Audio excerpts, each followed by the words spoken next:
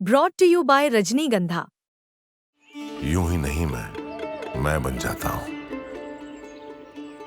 कुदरत के कोने कोने से खूबियां खोज लाता हूं। गुणवत्ता की गहराइयों का गोताखोर हूं मैं। पर उम्दापन की नई ऊंचाइयों को छूना चाहता हूं मैं। यूं ही नहीं मैं रजनीगंधा बन जाता हूं। मैं चाहूँगा आप अपने बचपन के बारे में बताएं कि वो स्मृतियां कैसी हैं और किनने आपको गढ़ा। बड़ा मुश्किल सवाल है। कोई भी व्यक्ति अब जब उसके जीवन की गढ़ने की गाथा कही जाएगी तो वो तो लंबी दास्तान हो जाती है। मेरा बचपन अधिकतर एक ऐसे क्रांति के वातावरण में बड़ा हुआ जिसमें समाज के प्रति समर्पण न केवल मेरे माता पिता बल्कि मेरे नाना नानी के ज़माने से और उनके भी माता पिता यानी मेरी माता जी के दादा दादी काकोरी कांड के शहीद रहे। तो और दादी पहली भारत की मजिस्ट्रेट रहीं। तो एक पीढ़ी दर पीढ़ी समाज के प्रति समर्पण का भाव हमारे परिवार में रहा है। तो हम इसको नैतिक जिम्मेदारी की तरह भी लेते हैं। और दूसरा, एक जो समाज के लिए समर्पण एक आपका उद्देश्य ही नहीं या आपके जीवन की एक परिकल्पना कह लें या उसका पड़ाव कह लें, वही नहीं बल्कि आप बने ही ऐसे हैं।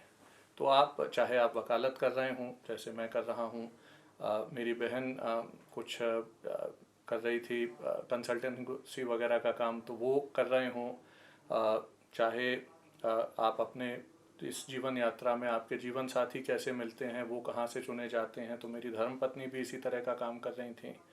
तो ये पूरा परिवार हमारा इसी तरह के लोगों से बना हुआ है।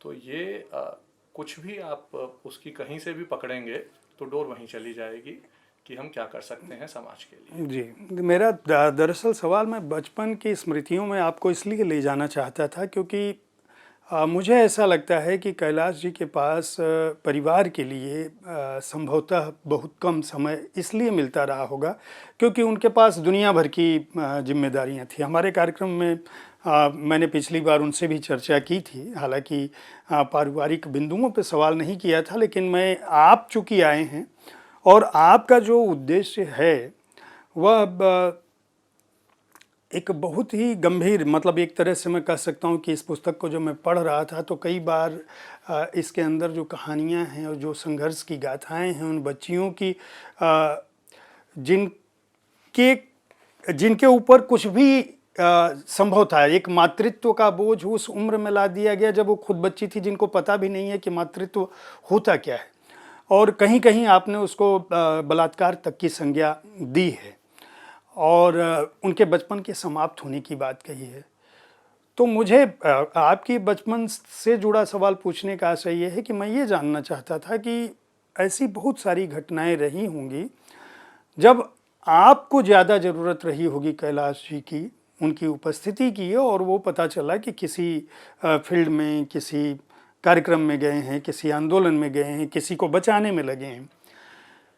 ये जो संघर्ष होता है, मैं इन लोगों के संघर्ष, जिनके संघर्ष पर आप खुद जूझ रहे हैं, और मैं इस किताब को पढ़ रहा था, इस किताब से आपके काम के बारे में भी जानने को मिला।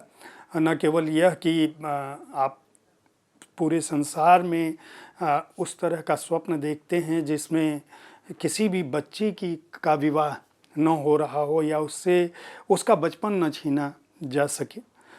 एक तरफ उस तरह का संघर्ष है, उस तरह की आदर्श स्थितियाँ हैं, उस तरह की चीज़ें हैं। दूसरी तरफ आपके अपने आपने बहुत सारी अच्छी बातें कही, लेकिन मैं उस तरह की कोई याददाश्त हो तो मैं उस पर पहले जानना चाहूँगा। मुझे एक घटना याद आती है जिसका आपने जो सवाल पूछा उससे सीधा संबंध नहीं है, लेकिन आपके पिछले सवाल से थोड़ा बहुत हो सकता है।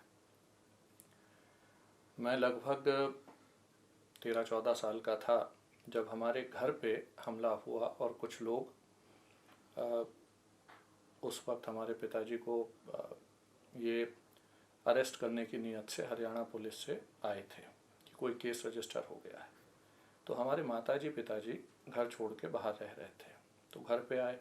कुछ लोग ये कागज़ उठाने के लिए कोई 15 मिनट के लिए घर आए होंगे, तो उसी वक्त पुलिस आ गई। पुलिस ने अपना काम किया और कहा कि हम आपको अरेस्ट करेंगे। लगभग आधे घंटे के बाद फ़ोन फान शुरू हुए। अब ये उस वक्त की बात है जिस वक्त मोबाइल होते नहीं थे। हम वकीलों को फ़ोन किए, कुछ जर्नलिस्टों को फ़ोन किए। तो ये 2 दिन पहले, इससे पहले के 2 दिन मैं घर पे अकेला था, तो मैं देख रहा था। मेरे साथ कुछ साथी थे, संगठन के साथी थे।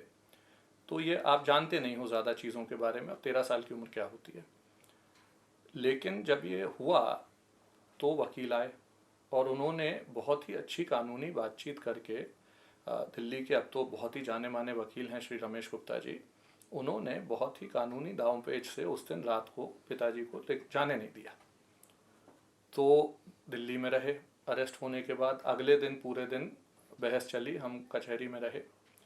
कचहरी में कई अन्य घटनाएं हुई, लेकिन ज़मानत हो गई और नहीं जा पाए। इस घटना के करीब मान लीजिए 20 साल बाद या और 22-23 साल बाद मैं CBI एकेडमी में कानून पढ़ा रहा था। तो वहाँ किसी व्यक्ति ने हाथ खड़ा करके ये कहा कि आप इतनी अच्छी अच्छी बड़ी बड़ी बातें कर रहे हैं और जो आप कह रहे हैं कि बच्चों के अधिकारों की सुरक्षा कानूनी दृष्टिकोण से ऐसे हो सकती है, या हमारी क्या नैतिक जिम्मेदारियां होनी चाहिए पुलिस होने के नाते। तो मैं आपको बताऊं, मैंने अपनी पूरी ज़िंदगी ये सहा है, क्योंकि आज से इतने साल पहले 1994 में मुझे ये कहा गया था कि एक आदमी को गलत तरीके से अरेस्ट करके लाओ और रास्ते में उसका जो भी उसके साथ कर सकते हो कर दो। और तो मैंने उससे पूछा ऐसे ही कि किसकी कहाँ की घटना है। उसने घटना की जगह बताई। मैंने पूछा कि क्या नाम था आदमी का, तो उसे नाम याद नहीं था। तो बोला कि कुछ सतपति या ऐसा कुछ नाम बोला। तो मैंने कहा क्या उनका नाम श्री कैलाश सत्यार्थी था? बोला हाँ। मैंने कहा आप साइड आओ, आपसे बाद में बात करेंगे। तो उनको कोने में ले जाके जब मैंने पूछा तो उन्होंने पूरी घटना बताई। पूरी घटना मैंने जब की तो मैंने फिर उनको जो है पैर छू के उनसे कहा कि ये मैं आपका बहुत बड़ा आभारी हूँ कि आपकी वजह से समाज में, दुनिया में, मेरे पारिवारिक जीवन में ये सब चला। और पिताजी आज तक हैं क्योंकि आपने वो नहीं किया जो करने के लिए आपको कहा जा रहा था, जो गैरकानूनी काम थे। तो उस दिन का मुझे लगता है कि एक असर ये पड़ा कि मैंने कानून की पढ़ाई की और ये समझा कि कानून में ताकत कितनी होती है।